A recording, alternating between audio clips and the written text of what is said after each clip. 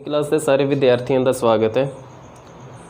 असी कर रहे हैं चैप्टर 8वां चतुर्भुज क्वाड्रिलेटरल्स। ठीक है, उसकी नैक्सट जी एक्सरसाइज शुरू करनी है की हुई है ऑलरेडी 8.1 इहदा नैक्सट पार्ट है ये। ठीक है, ये असी प्रश्न एक करांगे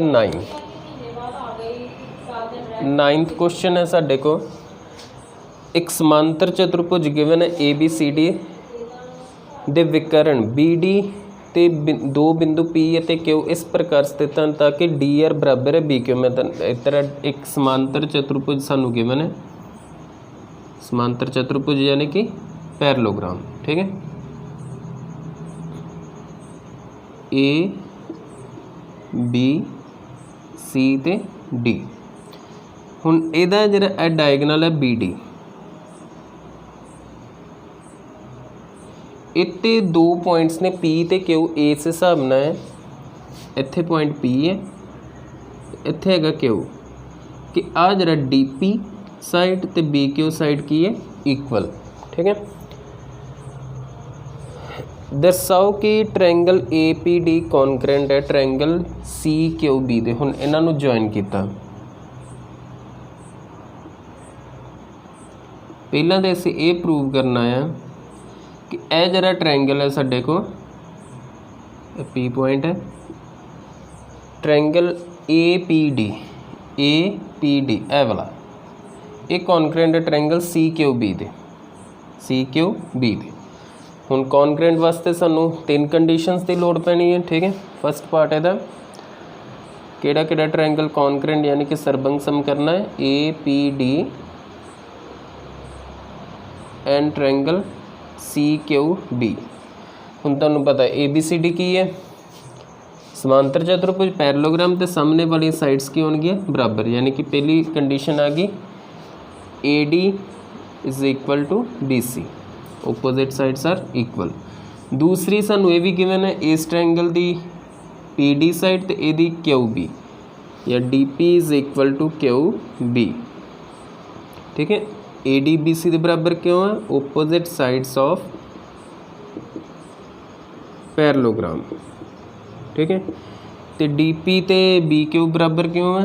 ये गिवन है सानू स्टेटमेंट विच ऑलरेडी सानू गिवन है। तो थर्ड आ देखो यह जरा एंगल एक एंगल ये किहड़े एंगल बनते क्योंकि पैरेललोग्राम है, सामने वाली साइड साडे को पैरेलल होणगे इक्वल भी होणगे, तो ये साडे को बने अल्टरनेट एंगल्स Z शेप बनाउण दे। ठीक है, अल्टरनेट एंगल्स यानी कि एकांतर कोण। ठीक है, angle ADP is equal to angle CBQ, ये हो गए साडे को अल्टरनेट एंगल्स।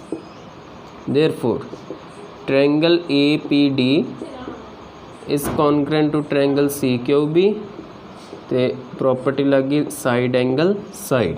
ठीक है, सेकंड पार्ट के अंदर प्रूव करो AP is equal to CQ, AP is equal to CQ क्योंकि आ दोवें ट्रायंगल्स कॉन्करेंट है बाय CPCTC, ये दोवें साइड्स भी क्यों होंगे इक्वल होंगे। ठीक है, AP is equal to CQ by CPCTC, concurrent parts of concurrent triangles are congruent। Third part विच असी दो ट्रायंगल कॉन्करेंट प्रूव करने, triangle AQB and triangle CPD। ठीक है, AQB हुण ए वाला AQB ते CPD ये भी सेम जिस तरह इधर किया ये विच हुण दो ट्रायंगल्स विच in triangle AQB and CPD। पहली आ गई AB is equal to CD, ये भी की है opposite sides of parallelogram, opposite sides of parallelogram समांतर चतुर्भुज दे सन्मुख भुजावां बराबर होंदी है। ठीक है, सैकेंड कंडीशन फिर है गिवन है हुण AQB विच BQ साइड ते इधर DP side BQ is equal to DP, एक गिवन है क्लियर। तो थर्ड उस तरह अल्टरनेट ए एंगल ये इक्वल क्योंकि ओपोजिट साइड सानू पता पैरेललोग्राम दी पैरेलल ने समांतर ने, therefore angle ABQ is equal to angle CDP, ये हो गए अल्टरनेट एंगल्स यानी कि एकांतर कोण। तीन कंडीशन आ गई, ठीक है। ए अल्टरनेट Z शेप बनाने, तो therefore triangle AQB is congruent to triangle CPD। तो कंडीशन साडे को लगेगी again side angle side property. हुण फोर्थ पार्ट विच कहंदा कि AQ is equal to CP, AQ is equal to CP। हुण AQ जिहड़ी AQB दी साइड है, तो CP हैगी है CPD ट्रायंगल दी। तो क्योंकि ये दोवें ट्रायंगल AQB ते CPD असीं प्रूव कर चुके कॉन्ग्रुएंट है, देयरफॉर इन्हां दे बाकी पार्ट्स भी इक्वल होणगे, यानी कि यह जिहड़ी साइड AQ ये बराबर होएगी CP दे बाय CPCTC। फिफ्थ पार्ट विच कहंदा प्रूव करो APCQ एक समांतर चतुर्भुज है। APCQ ए की प्रूव करना इनू समांतर चतुर्भुज यानी कि पैरेललोग्राम। तो ओबवियसली होएगा क्यों, क्योंकि यह जिहड़ा साडे कोल चतुर्भुज बनदा पिया है APCQ, इहदे सामने वाली भुजावां की हो गई बराबर।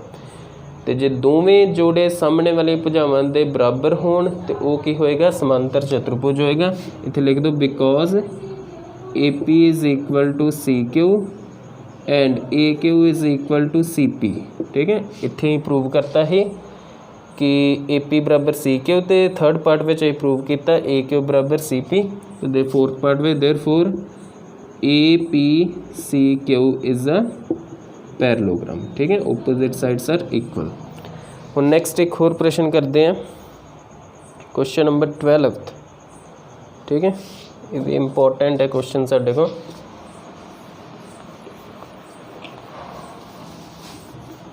इस प्रश्न में एक सानू ट्रपीजियम गिवन है, यानी कि समलंब चतुर्भुज। ABCD एक समलंब चतुर्भुज है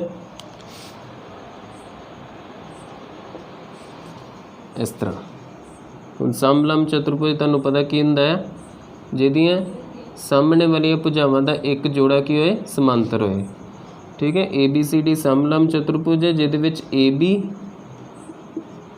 ਜਿਹੜੀ ਹੈ DC ਦੇ ਕੀ ਹੈ ਸਮਾਂਤਰ ਪੈਰਲਲ ਹੈ, ਅਤੇ AD ਬਰਾਬਰ BC, AD ਜਿਹੜੀ ਹੈ ਉਹ BC ਦੇ ਬਰਾबर है, यानी कि non parallel sides are equal. हुणे भी तुहानूं दस्सिया है वो वाला ट्रपीजियम जिहदे विच नॉन पैरल साइड्स इक्वल होण उन्होंने असीं आइसोसलेस ट्रपीजियम कहते हैं, ठीक है। असीं प्रूव की करना है, कहता पहले पार्ट प्रूव करो angle A is equal to angle B। ये तुहानूं मैं प्रॉपर्टी दसी जिस तरह इस चैप्टर की जिहड़ा पहला पार्ट जिहड़ी असीं वीडियो बनाई सीगी उहदे विच तुहानूं टाइप्स ऑफ क्वाड्रिलेटरल दस्सिया सी, उहदे विच ये भी दस्सिया सी जिहड़ा आइसोसलेस ट्रपीजियम हुंदा है ਉਹਦੇ बेस एंगल ते उपर वाले एंगल्स की होंगे ने इक्वल होंगे ने। ये इत्थे ही प्रूव करना, इन्हें प्रूव पुछ लिया था, ठीक है। हुण किस तरह प्रूव करना, देखो असी की करते हैं फस्ट पार्ट इहदा ड्रॉ CE जा प्रोड्यूस, ड्रॉ नहीं करो, produce AB up to point E such that CE is parallel to AD। AB नू प्रोड्यूस करना है, वधाउणा है मतलब, ठीक है। कित्थों तक वधाउणा है E पॉइंट तक। इस हिसाब नाल भी जिहड़ी CE साइड है ये की हो जाए AD दे पैरलल, ठीक है।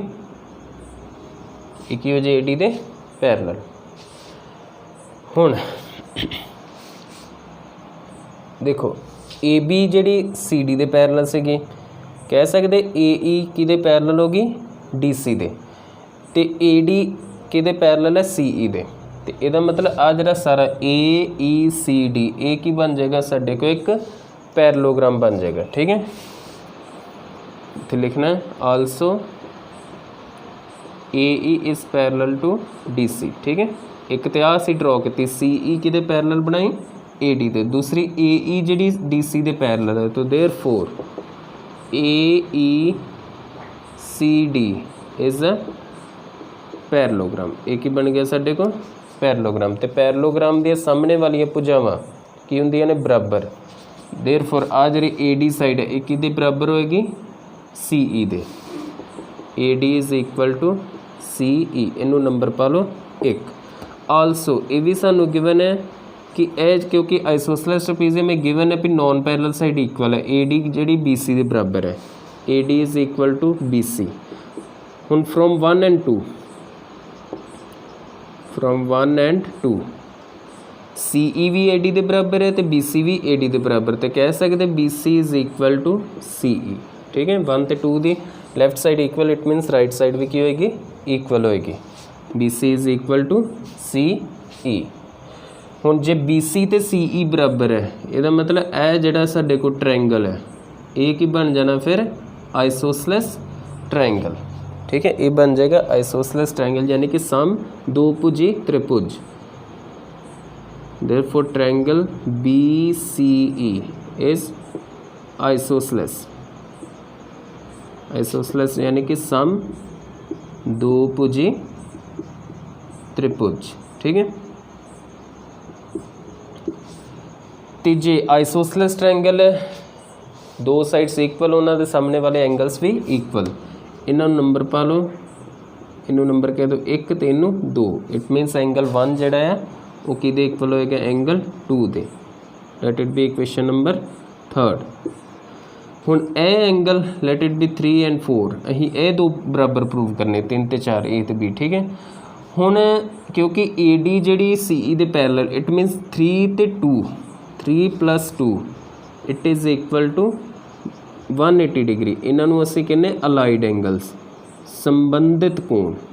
ठीक है दो समांतर रेखावां दे विच एक काटवीं रेखा आ गई AE ते दोवें समांतर रेखा के अंदर वाले कोणां दा जोड़ किन्ना हुंदा है 180 डिग्री यानी कि 3 ते 4 3 ते 2 का जोड़ किन्ना होएगा 180।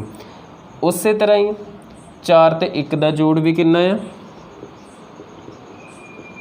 180 क्योंकि ये की है एंगल्स ऑन स्ट्रेट लाइन सीधी रेखा ते एंगल्स ऑन स्ट्रेट लाइन। ठीक है इनू इक्वेशन नंबर 4 इनू इक्वेशन नंबर 5। हुण 4 ते 5 दी राइट साइड सेम है 180 and 180 इट मीनस लैफ्ट साइड भी की होएगी सेम होएगी 4 and 5 implies 3 + 2 is equal to 4 + 1। ठीक है तो क्योंकि 3 विच असीं कहा तो 1 ते 2 बराबर है कोण नंबर 1 ते 2 बराबर है। ठीक है क्योंकि आइसोसेलेस ट्रायंगल ये कट्टे गए it means angle 3 is equal to angle 4। Angle 3 यानी कि ए वाला angle A is equal to 4 यानी कि एंगल B। ठीक है ये फर्स्ट पार्ट प्रूव हो गया। सैकेंड पार्ट में कहता प्रूव करो C ते D भी इक्वल ने। हुण ये भी देखो AB जिहड़ी है वो की है CD दे पैरेलल तो CD दे पैरेलल इट मीनस ए फिर अलाइड एंगल्स 3 ते एंगल D। ठीक है angle 3 + D it is equal to 180 तो इधरों 4 + C इज़ इक्वल टू 180। ये भी की ने साडे को अलाइड एंगल्स। ठीक है तो इन्होंने दोवां दे भी राइट हैंड साइड सेम है 180 लैफ्ट साइड भी सेम होएगी यानी कि 3 + D is equal to 4 + C। हुण इत्थे ते असीं प्रूव करता भी 3 ते 4 बराबर है ये भी कट्टे जाने it means angle D is equal to C यानी कि C is equal to D। Clear ये हो गया साडे को थर्ड पार्ट। हुण साडे को जिहड़ा फोर्थ पार्ट है इहदे विच असीं प्रूव करना ट्रायंगल ABC ए ट्रायंगल ABC एक कॉन्करेंट ट्रायंगल BAD दे BAD। ठीक है हम देखो मैं रब करने लगा था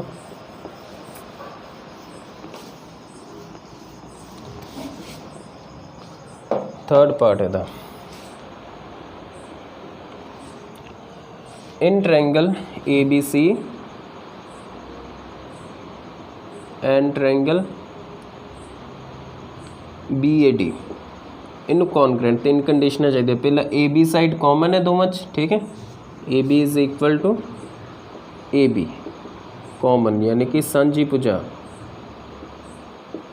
उस तो बाद हम इधर ए असीं प्रूव ए भी ABC विच BC साइड तो ABD विच AD साइड ये भी इक्वल है गिवन है। ठीक है BC is equal to AD ये सानू गिवन है। तो थर्ड किहड़ी कंडीशन आ जानी है, ए जरा ABC विच एंगल B तो ADB विच एंगल A इत्थे इक्वल प्रूव किया है। ठीक है, angle B is equal to angle A प्रूव्ड। तो therefore triangle ABC is congruent to triangle BAD। तो प्रॉपर्टी साडे को लग जानी है एंगल साइड एंगल। ठीक है, दो एंगल इक्वल प्रूव किए तो एक विचले साइड। फोर्थ पार्ट विच कहंदा प्रूव करो विकर्ण AC बराबर BD। विकर्ण यानी कि डायगनल AC तो BD ये भी बराबर होणगे।